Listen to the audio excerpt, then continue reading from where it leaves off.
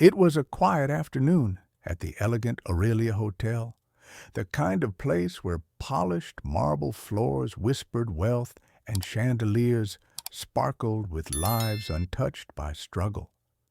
The air carried the scent of roses from crystal vases, the clink of cutlery, and the low hum of conversations about business deals and private fortunes. Amid all that perfection stood a shy young waitress named Nora Velen. Barely 2 weeks into her job, she blended into the background like wallpaper. Guests rarely looked at her, and if they did, it was only to hand back a menu or request another glass of wine. Her hands trembled slightly as she adjusted her apron, her quiet brown eyes lowered, her presence unnoticed among people who seemed larger than life. But on that day, one single moment, one single gesture would change everything. If you believe in kindness, compassion, and second chances, please take a moment to like, share, and subscribe to Kindness Corner. Because this story will remind you that even the smallest act can echo louder than words. Nora's life had always been quiet. She grew up in a small, struggling home on the edge of town. Her father left when she was 12, leaving her mother to work double shifts to keep the lights on. Silence became her comfort and her shield. But it was also the bond she shared with her younger brother Eli, who had been born deaf. Nora spent countless evenings learning sign language so he would never feel left out, so he would never feel alone in a world built for sound. Together, they created a world of silent laughter, shared secrets, and unspoken love. But 2 years earlier, Eli had passed away after a long illness. The silence he left behind was heavier than any she had known before. Working at the Aurelia Hotel was her attempt to move forward, a place so far removed from her world of cracked sidewalks and second-hand clothes. It was a place of marble, silk, and chandeliers, a place where billionaires dined beneath golden ceilings. That afternoon, Nora was assigned to serve Table 9, a private corner reserved for billionaire Adrian Cole and his mother, Margaret Cole. Adrian was known throughout the city, a brilliant businessman with an empire under his command, but also a reputation for being cold, precise, untouchable. The staff whispered about him as if he were a legend more than a man. His mother, Margaret, was the opposite, graceful, soft-spoken, dressed in pearls, with a quiet dignity that made people lower their voices around her. Nora approached, palms damp with nerves.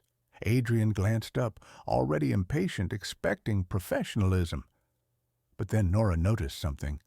Margaret wasn't responding to the waiter's words. Instead, she tilted her head, smiling faintly, trying to read lips. Then Nora saw it, the discreet hearing aid, and the way Adrian leaned closer when speaking to his mother.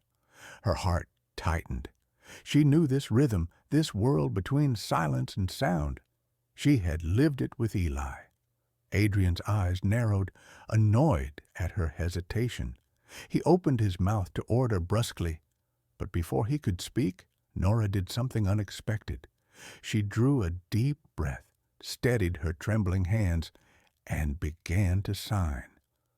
"Would you like still or sparkling water?" For a heartbeat, everything stopped.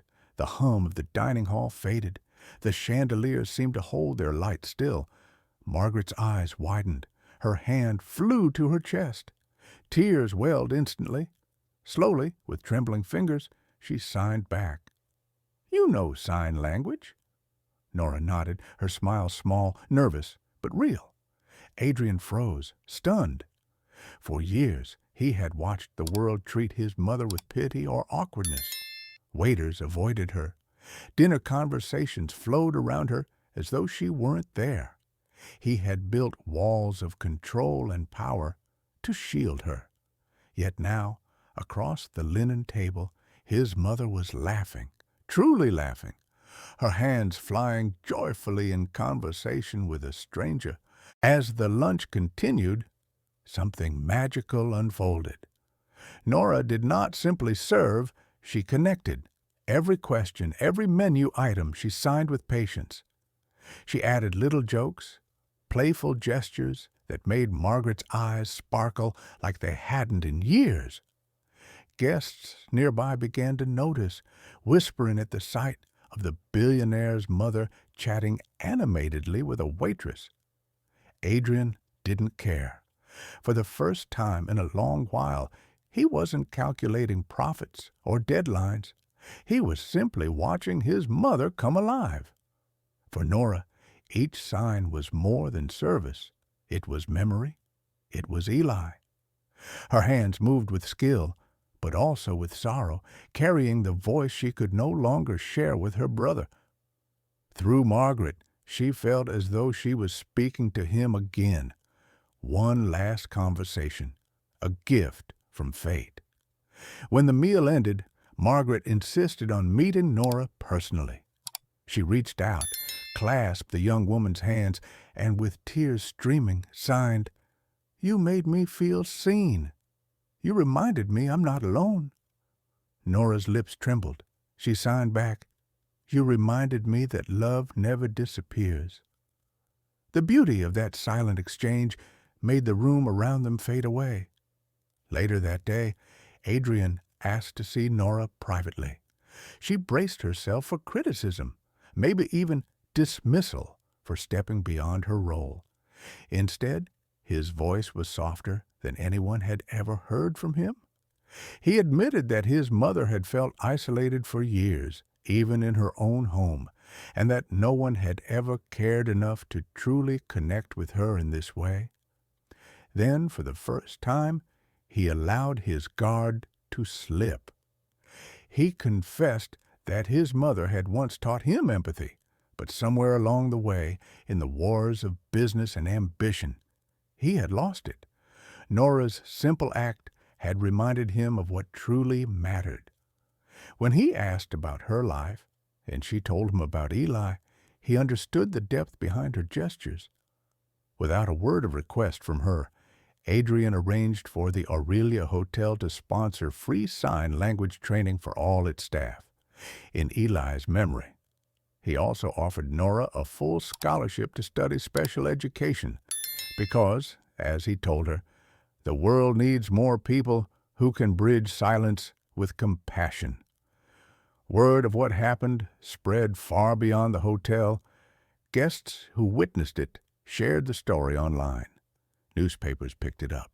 Social media turned it into a symbol of quiet humanity. Headlines read, "A waitress speaks without words and teaches a billionaire the language of kindness." Messages poured in. Families with deaf children reached out, thanking her. Strangers wrote about how they felt inspired to learn sign language. For Nora, who had always felt invisible, it was overwhelming. She had never expected recognition. She had only wanted to serve with dignity and to honor Eli in silence. Margaret began visiting the hotel regularly after that, always asking for Nora. Sometimes they shared meals together, signing quietly in their corner, laughter lighting up the room. Their bond became a living reminder that true kindness doesn't need sound to be heard. Adrian changed too. Staff noticed he became gentler, more approachable. In meetings, he began asking people about their lives, not just their numbers. And whenever his mother laughed with Nora, he seemed to rediscover a piece of himself he thought was gone. Weeks later, one evening during her break, Nora stood by a tall window, gazing at the city skyline bathed in sunset. She pressed her hand against the glass and thought of Eli. She imagined him smiling, signing, "I'm proud of you." Her eyes filled, but for the first time, they weren't just tears of loss. They were tears of hope. Sometimes the world tested her with silence and loneliness, but love, she realized, always found a way back. Sometimes through strangers, sometimes through kindness, always through compassion. If this story touched your heart, please like this video, share it, and subscribe to Kindness Corner. Because the world needs more stories that remind us how powerful kindness can be, even when it's spoken in silence. And before you go, tell us in the comments, would you have done what Nora did if you were in her place? And stay tuned, because more powerful stories are coming next week.